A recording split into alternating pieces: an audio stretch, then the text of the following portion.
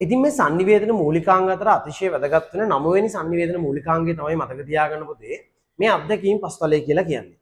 එතකොට පුද්ගලයෙක් සතු పూర్ව අත්දැකීම් ප්‍රමාණය ඔහු ලබා තිබෙන పూర్ව අත්දැකීම් ප්‍රමාණය අපි කියනවා අත්දැකීම් පස්තලය කියලා. එතකොට මේ sannivedakaya සහ ග්‍රාහකයා අතර මෙන්න මේ ආකාරයේ අත්දැකීම් පස්තලයේ සමානයි නම් අපි කියන අන්නේ sannivedana අවස්ථාව සාර්ථක අවස්ථාවක් කියලා. සමහර අවස්ථාවල මේ අත්දැකීම් පස්වල අසමාන වන අවස්ථාවක් තියෙනවා. ඉතින් අපි බලමු මහාචාර්ය විල්බර් ෂාම් තමන්ගේ පර්යේෂණවලදී ඔහුගේ ඉදිරිපත් කිරීමේදී දාලා තියෙනවා මෙන්න මේ කියන අත්දැකීම් පස්වලේ පිළිබඳව කතා කරලා තියෙනවා. හරිද? ඔහු එක තැනක කතා කරනවා මෙන්න මේ විදිහේ රූප සටහන් භාවිතා කරමින් මේ විදිහේ රූප සටහන් භාවිතා කරනවා. මෙතන ඉන්නවා sannivedakaya. හරි? මෙතන ඉන්නවා කවුද? ග්‍රාහකයා. මෙන්න මෙතන තියෙනවා මතක තියාගන්න පොදු අත්දැකීම් ප්‍රමාණය. පොදු අත්දැකීම් ප්‍රමාණය මෙතන තියෙනවා. මේක තමයි යාගේ පළවෙනි රූප සටහන. හරි? මෙන්න මෙතන තමයි ඒ කියන පොදු අත්දැකීම් ප්‍රමාණය තියෙන්නේ. රයිට්?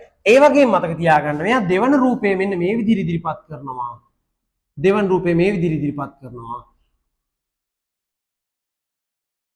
දැන් මෙතෙන්ට වඩා මෙතන ඔයාට පේනවා මේ බලන්න පොදු අත්දැකීම් ප්‍රමාණය. හරි? පොදු අත්දැකීම් ප්‍රමාණය මේ මෙතන ඉන්නේ sannivedakaya, මෙතන ඉන්නේ ග්‍රාහකයා. මේ බලන්න මේ පළවෙනි රූපෙට වැඩිය දෙවෙනි රූපේදී පොදු අත්දැකීම් ප්‍රමාණය sannivedakayaගේ ග්‍රාහකයාගේ අඩුද වැඩිද? අන්න වැඩි. එතන මතක තියාගන්න මේ දෙන්න අතරින් වැඩිපුරම සාර්ථක sannivedanayak කරන්නේ මේ කියන කවුද? දෙවන රූපේ ඉන්න කෙනා. තේරෙනවද? දෙවන රූපේ ඉන්න sannivedakaya සහ ග්‍රාහකයා. මෙතෙන්දී දැන් පළවෙනි රූප සටහනේ තියෙන්නේ විදේශීය ජාතිකයෙක් සහ ස්වදේශීය ජාතිකයෙක්. ඒ වගේම දෙවෙනි රූපේ තියෙන්නේ මෙන්න ස්වදේශිකයන් දෙන්නෙක්. නැත්නම් ලංකාව ගත්තොත් ලංකාවේ දෙන්නෙක්ම කොයිද හරි හම්බෙලා කතා කරන්න පටන් ගන්නවා. හරි? අන්න ඒක තමයි මෙතන තියෙන්නේ. හැබැයි මෙතෙන්දි විදේශිකයෙක් සහ ස්වදේශිකයෙක් වෙන්න පුළුවන්. එතකොට අපි කියනවා සාමාන්‍යයෙන් දැන් අපේම දෙන්නෙක් හම්බුනාම කතා කරද්දී අපිට ලේසියෙන් එකම භාෂාවක් භාවිතා කරන්න තියෙන්නේ.